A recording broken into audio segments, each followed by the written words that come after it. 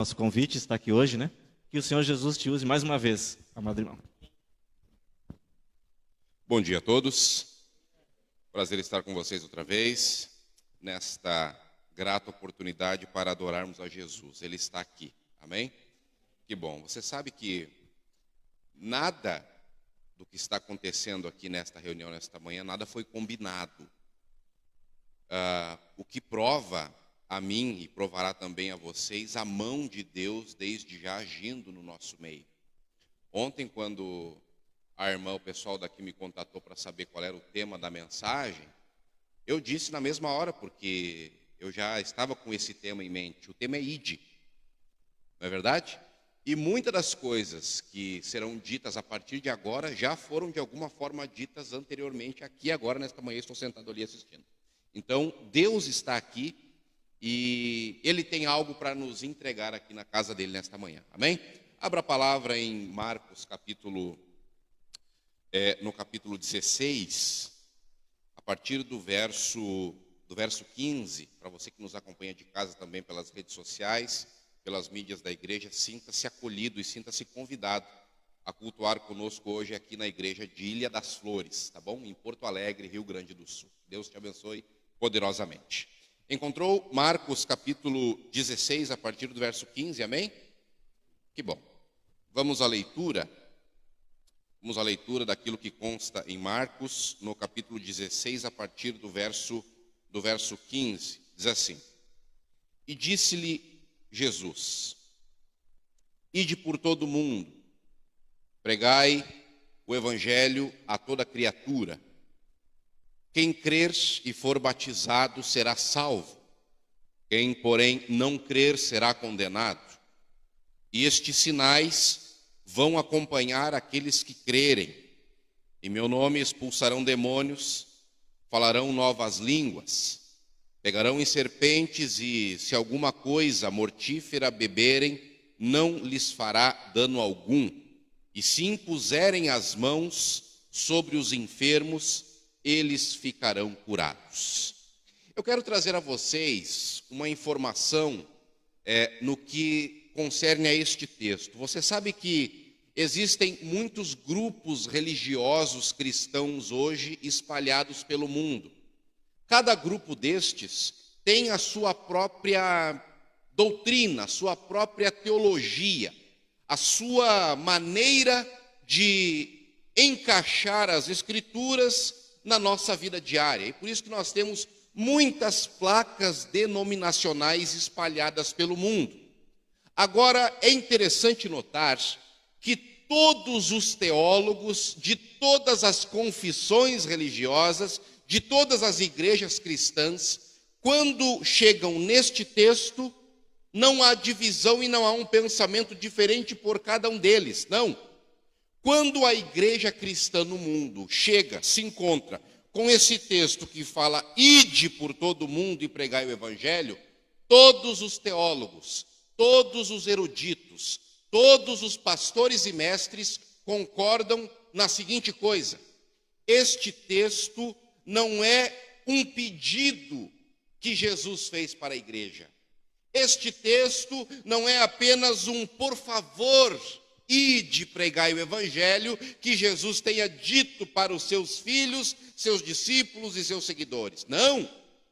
A ideia fundamental deste texto, e a teologia no mundo concorda a respeito disso, é que este ide é imperativo, ou seja, todas as pessoas que seguem a Jesus, quando entendem isto, elas, diria eu, não têm uma desculpa para darem para não ir, para não pregar, para não fazer, para não realizar algo para aqueles a quem eles acabaram de conhecer. Ou seja, quando nós nos encontramos na vida com Jesus Cristo, nós não temos mais a opção de não ir, de não fazer, de não pregar.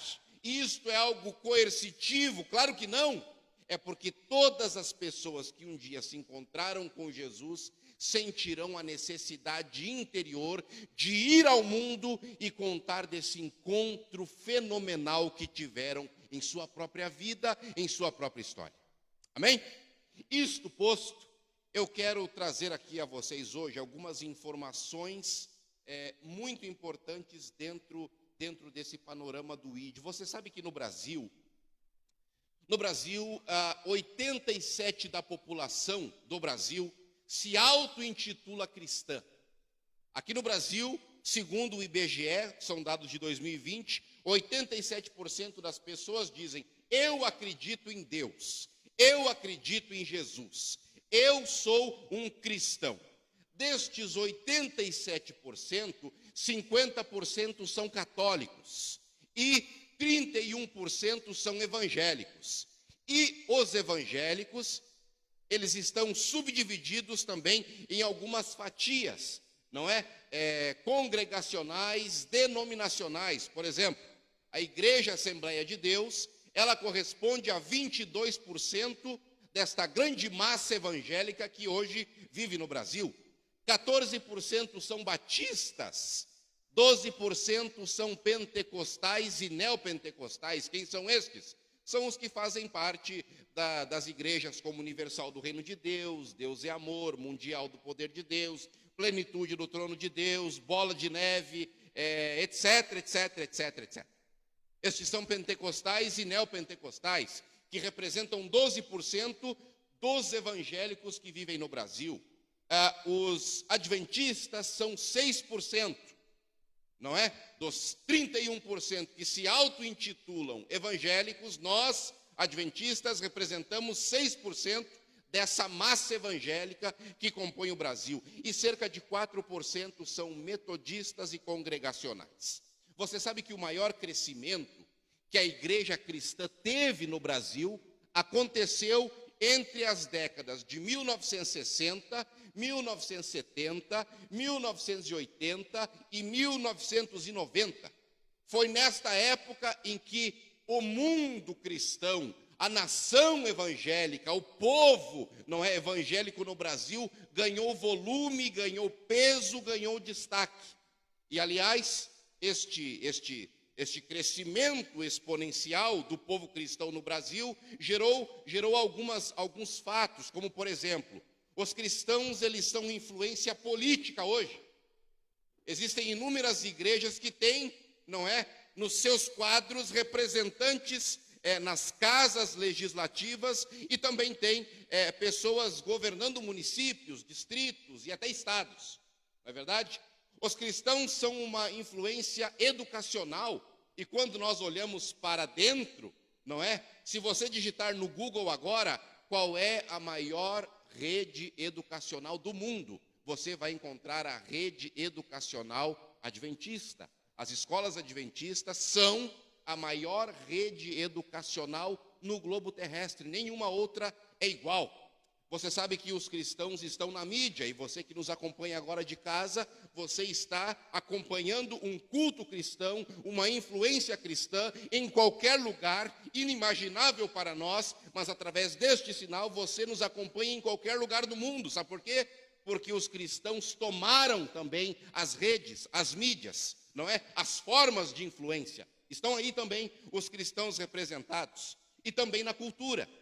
Você sabe que no Brasil há no Congresso Nacional, não é, um projeto de lei que quer instituir o Dia Nacional da Cultura Cristã. Porque os cristãos são uma massa gigantesca que estão permeando, não é, toda a sociedade. E, convenhamos, há igrejas cristãs para os mais diversos paladares. Há um numeroso cardápio, não é, para agradar todos aqueles que queiram, não é, um tipo variado, não é, de igreja. E se pudéssemos comparar isso a uma outra coisa, compararíamos isso a um buffet. Você vai a um buffet, ali tem muitas comidas e você escolhe algumas. Hoje também existem várias igrejas, não é? Umas têm a parede mais preta, outras são mais barulhentas, outras são mais ortodoxas, outras têm uma liturgia mais solta, outras têm uma liturgia mais encaixada, ordenada como a nossa, por exemplo, e etc, etc, etc. A pergunta que se estabelece aqui é: como pode a igreja cristã ser tão numerosa? Como pode a igreja cristã ser tão influente?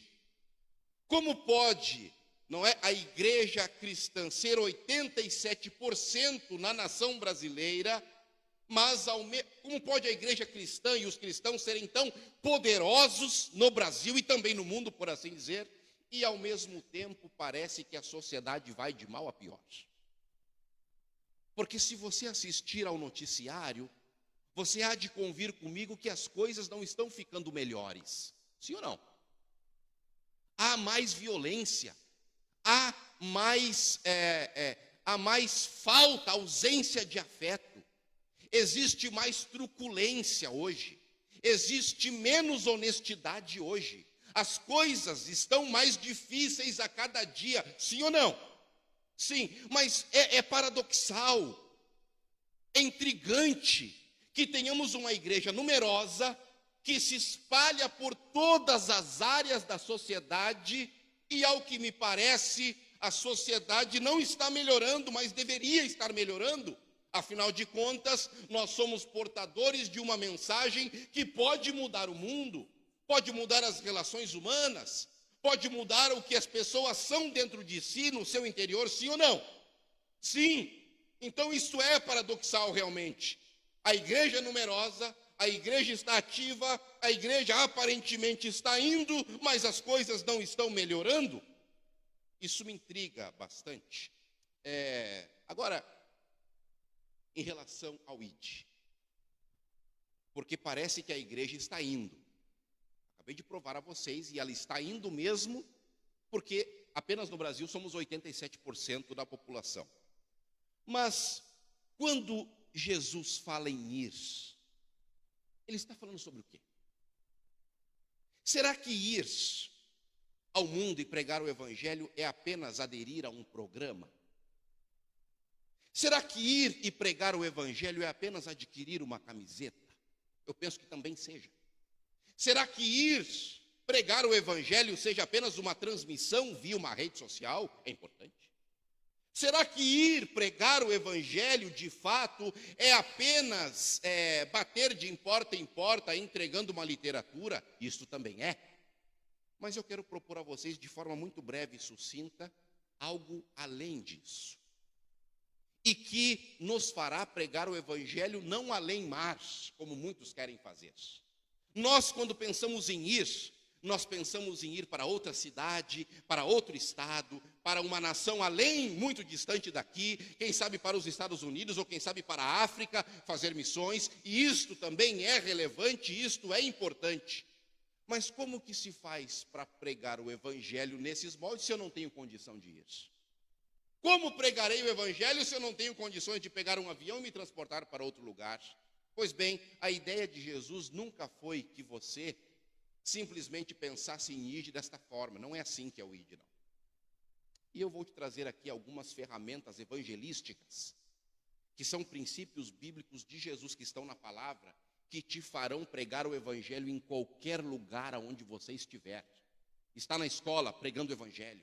Está em casa, pregando o evangelho. Está no ônibus, estará pregando o evangelho. Estará em transações comerciais, estará pregando o evangelho. Estará com colegas de aula, estará pregando o evangelho. Tudo de que maneira? Fazendo proselitismo religioso, defendendo uma placa denominacional? Não, jamais em tempo algum, mas sendo servo verdadeiro de Jesus e trazendo o reino de Deus para estar entre os homens através de nós.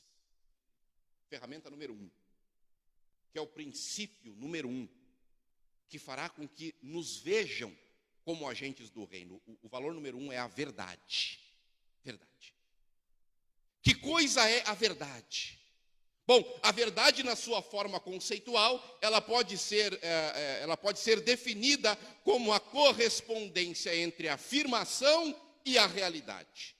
Eu digo que hoje é sábado e eu estou na igreja Ilha das Flores pregando para os meus amados irmãos. Isto que eu acabei de dizer reflete, esta afirmação é verdadeira. Então, o nome disso que eu acabei de dizer é verdade. Verdade é a correspondência entre a afirmação e o fato dado, o fato real. A verdade também, na sua forma conceitual, é aquilo que explica os fenômenos que estão sendo observados no momento. Por exemplo, eu estava fazendo a curva para entrar na rua da igreja e eu percebi um avião descendo para pousar no aeroporto. Se eu dissesse isso para alguém que estivesse ao meu lado no carro, aquele avião voa e está descendo para o aeroporto. Isto é uma verdade porque está explicando o fenômeno observado. Mas também a verdade é tudo aquilo que funciona na prática.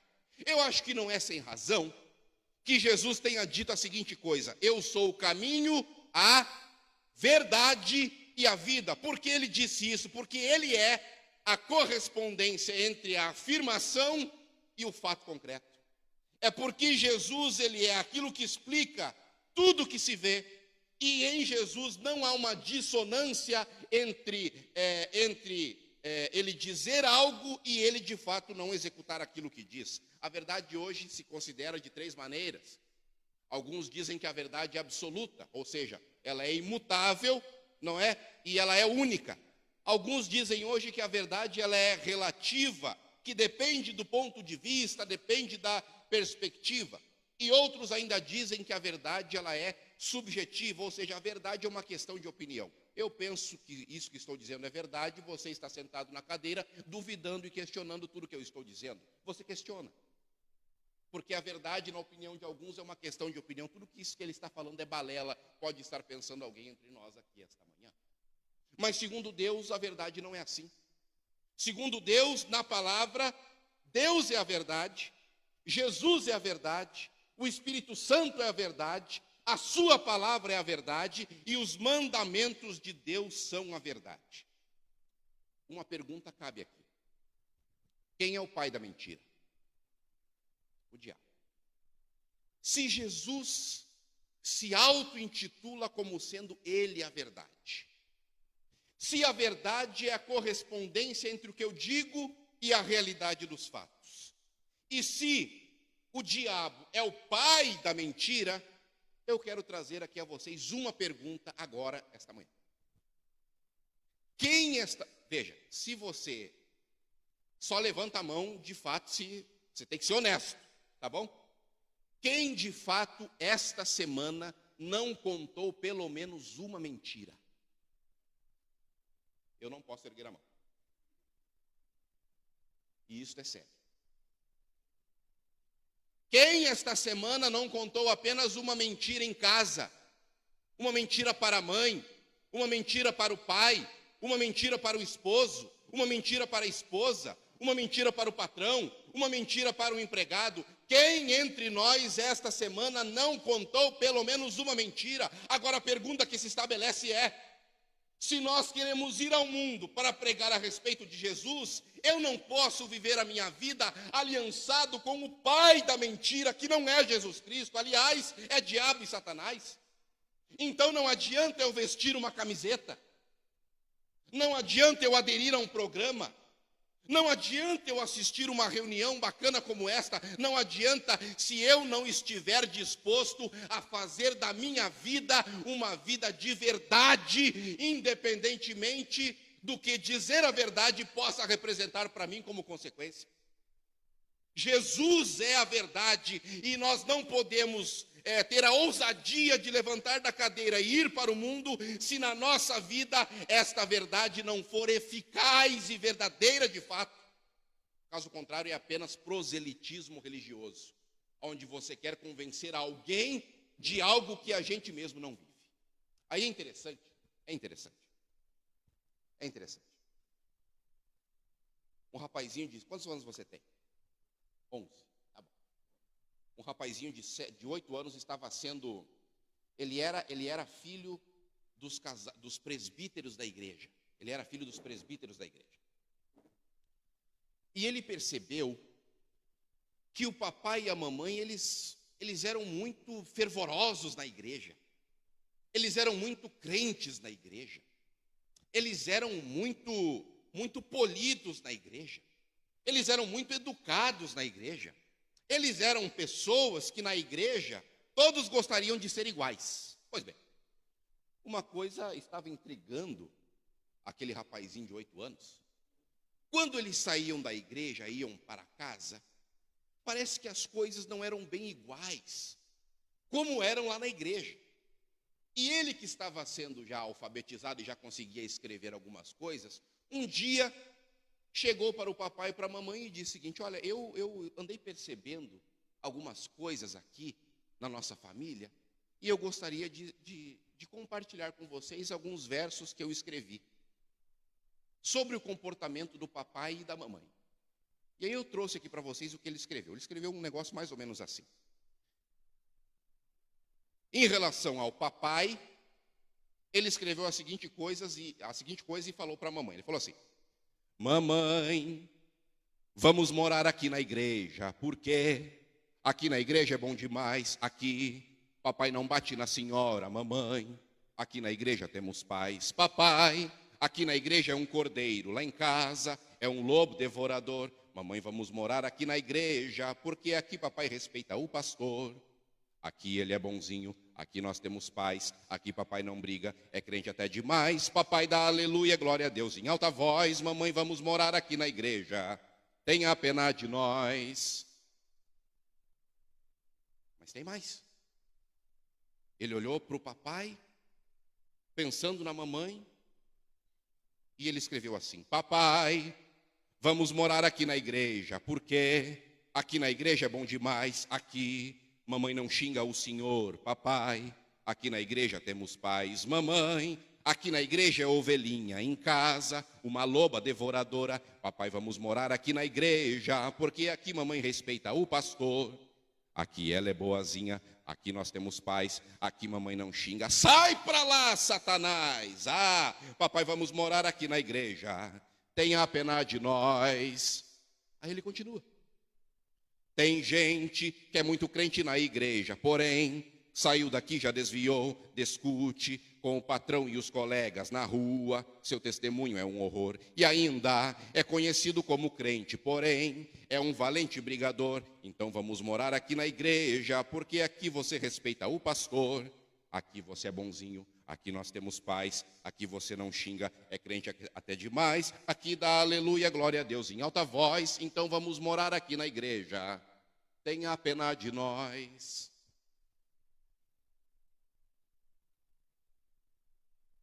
Mentiras para os pais, mentiras para os filhos, mentiras para a esposa, mentiras para o patrão, mentiras para o empregado. Se nós não pararmos agora, nós desenvolveremos o hábito de mentir, inclusive para Deus. Mas para Deus não se pode mentir, e Ele nos conhece melhor do que nós mesmos nos conhecemos. Viver a verdade em qualquer lugar, em qualquer tempo, isto é pregar o Evangelho. Número 2. Valor número 2. O valor da justiça. O princípio moral cristão de Deus, que é chamado justiça. O que é justiça? Justiça é ser justo. O que é justiça? Justiça é agir com base na verdade. Quando agimos com base na verdade, estamos agindo também com base na justiça. Em última instância, a justiça é a aplicação da lei. Aplicação da lei. Você sabe que hoje as pessoas não estão mais querendo um Deus que seja também justo. As pessoas hoje não estão mais querendo um Deus que também haja com justiça e rigor.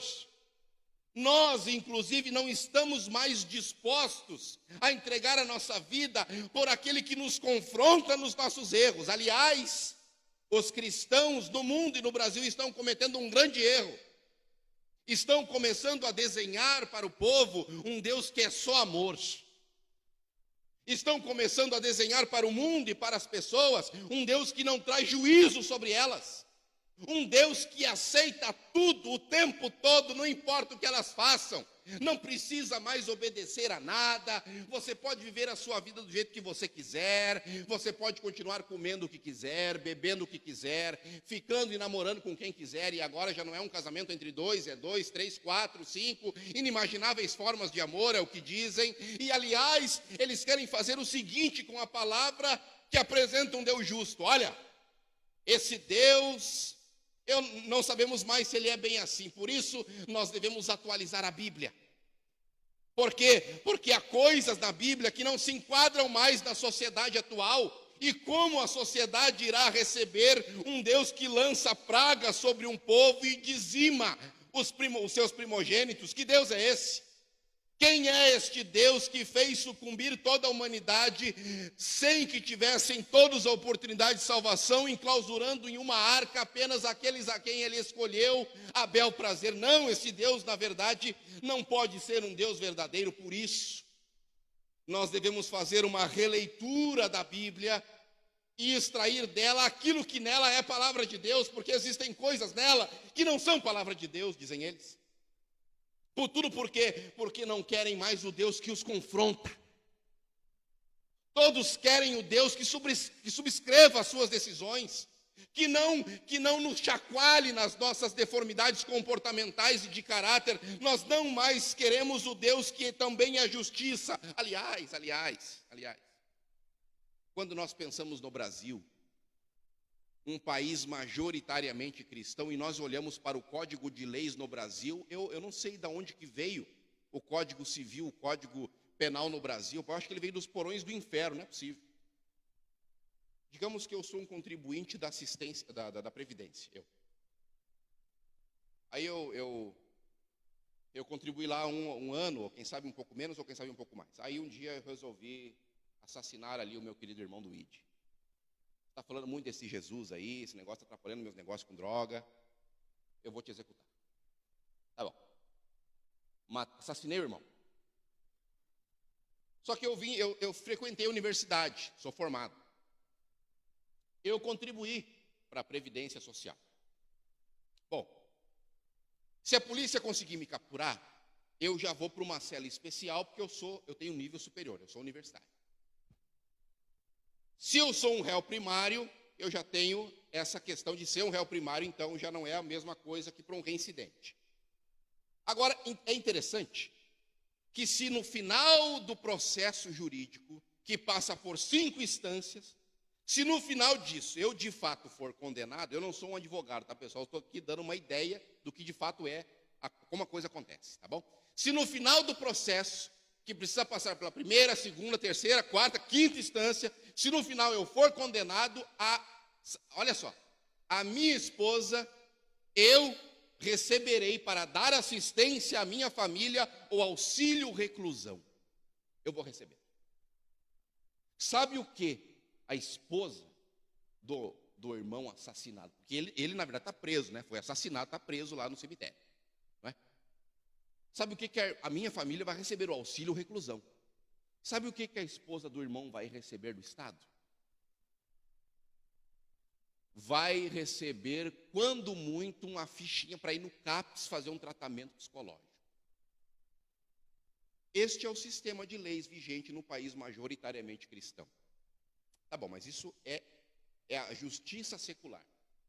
Vamos transportar agora para o lado de dentro. Existem muitos cristãos que só negam impostos em suas empresas.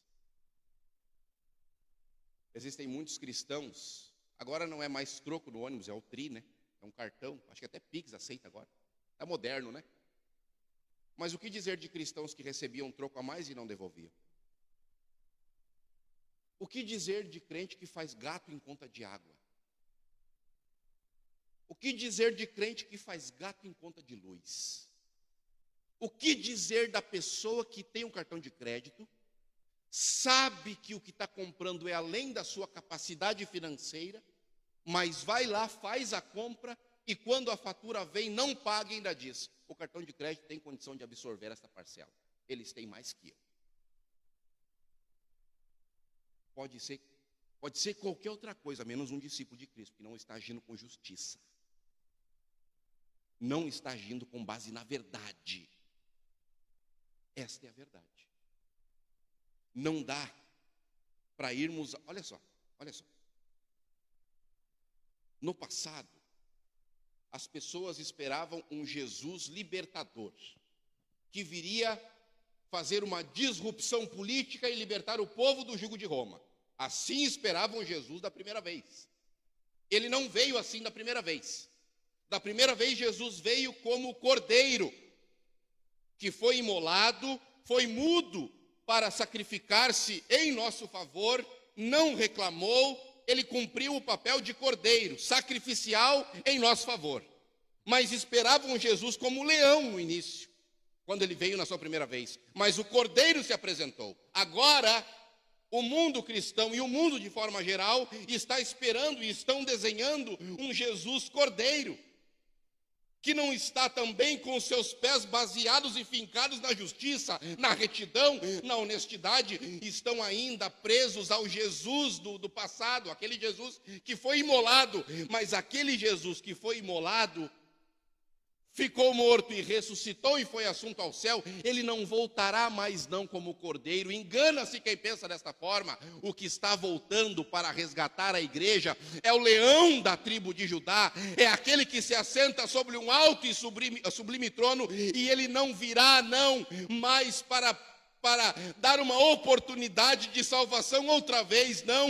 Quando Jesus aparecer nas nuvens do céu, será para executar justiça e juízo, e aqueles que estiverem do lado dele, usando dos seus princípios para viver aqui na terra e ser influência para outros, terão garantia de salvação. Os demais ficarão de fora. Pregar o evangelho é viver a verdade. Se não estamos vivendo a verdade, é melhor que aprendamos primeiro a viver para depois sair para a rua pregar. Pregar o evangelho é agir com justiça em casa, com os filhos, na família, com os empregados, nas relações comerciais. É lá que nós demonstramos que de fato nós estamos vivendo o evangelho. Senão é mentira. E terceiro, para finalizar. Me dão 5 minutos, sim ou não?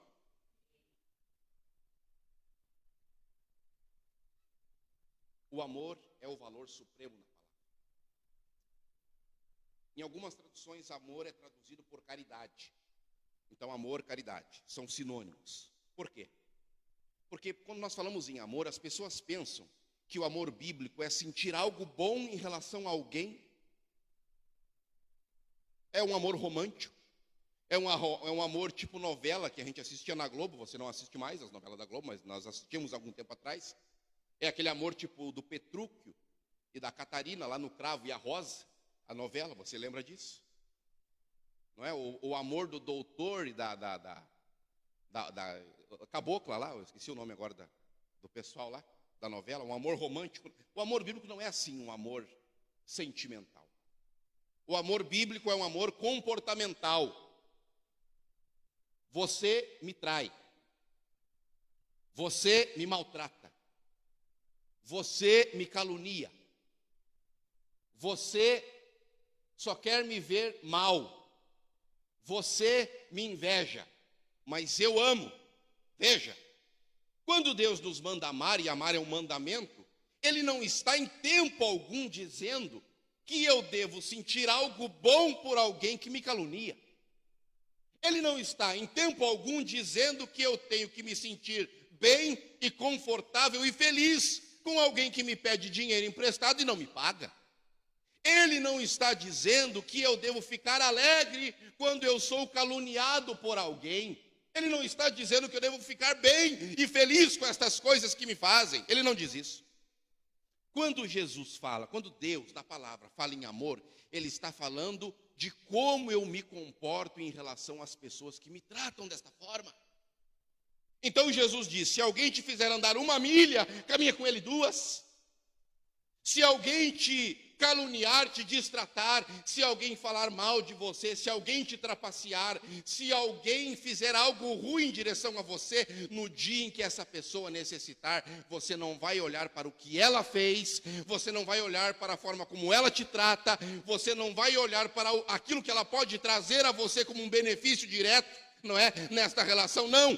Quando alguém que faz tudo isso para você, chegar diante de você com alguma necessidade, você vai fazer isso aos meus pequeninos.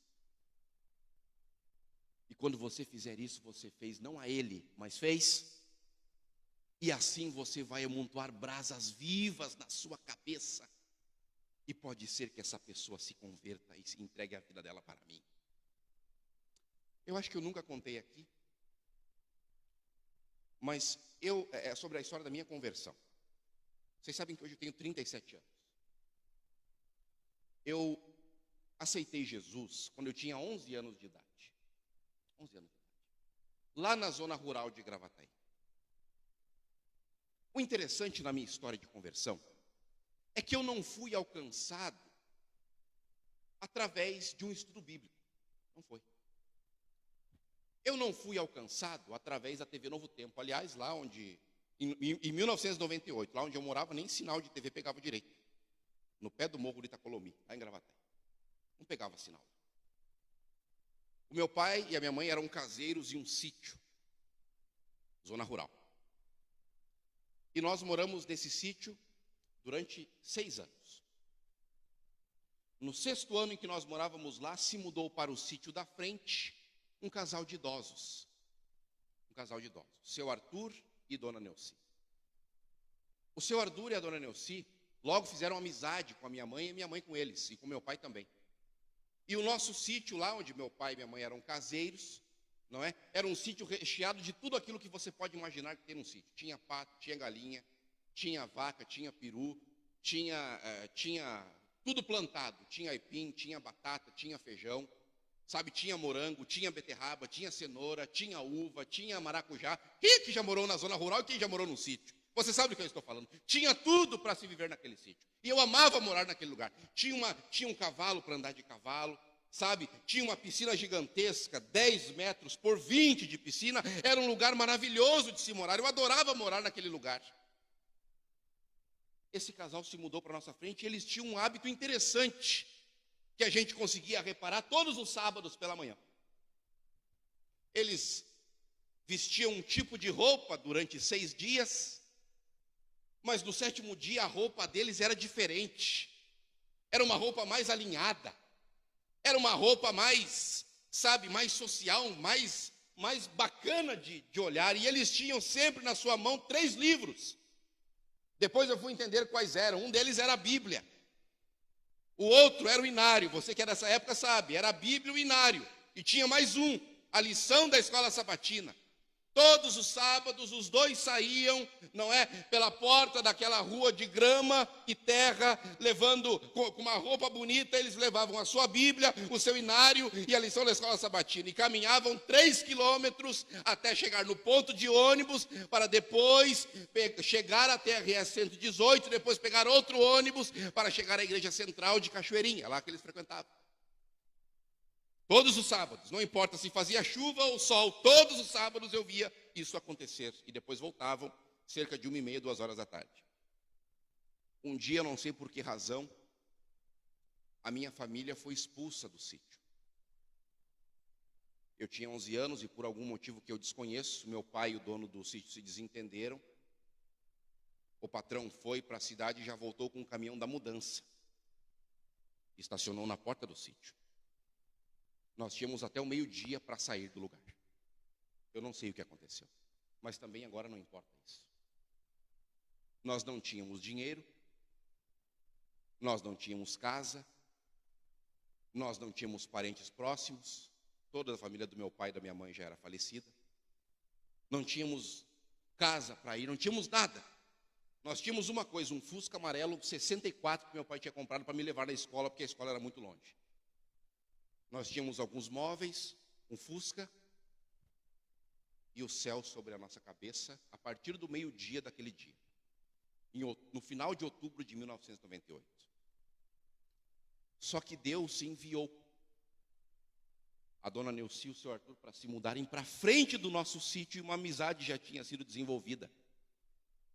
Quando nós começamos a tirar as nossas coisas e não colocar dentro do caminhão, porque nós não tínhamos um lugar para ir, Dona Neuci e o seu Arthur fazem uma proposta para o meu pai.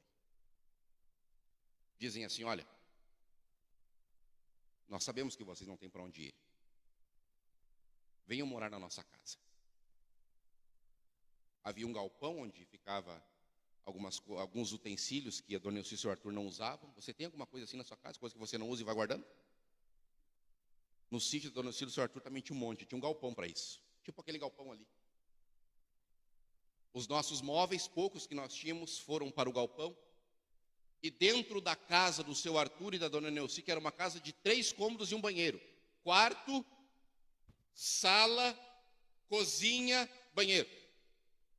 Só coube dentro da casa deles o nosso colchão na sala. Todas as vezes, o seu Arthur ia muito no banheiro à noite. Todas as vezes que o seu Arthur ia no banheiro, ele tinha que sair do quarto dele, passar de ladinho no colchão, às vezes por cima da gente, porque nós dormíamos no colchão na sala. Foi assim durante quase um ano. Ele tinha que passar, ir ao banheiro, tomar um copo d'água e depois voltar, fazer o mesmo caminho, passar por cima da gente, sabe? E voltar para o quarto. A nossa vida foi assim durante um ano. E eu jamais esquecerei do dia da minha conversão. Jamais esquecerei. Um dia, eles acordaram cedo para cumprir o hábito que eles tinham.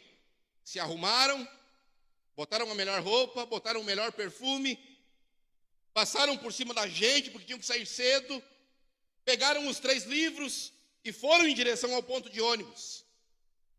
Na volta, eu pensei, onde vocês foram? E perguntei, eu tinha 11 anos. Nós fomos para a igreja adorar Jesus.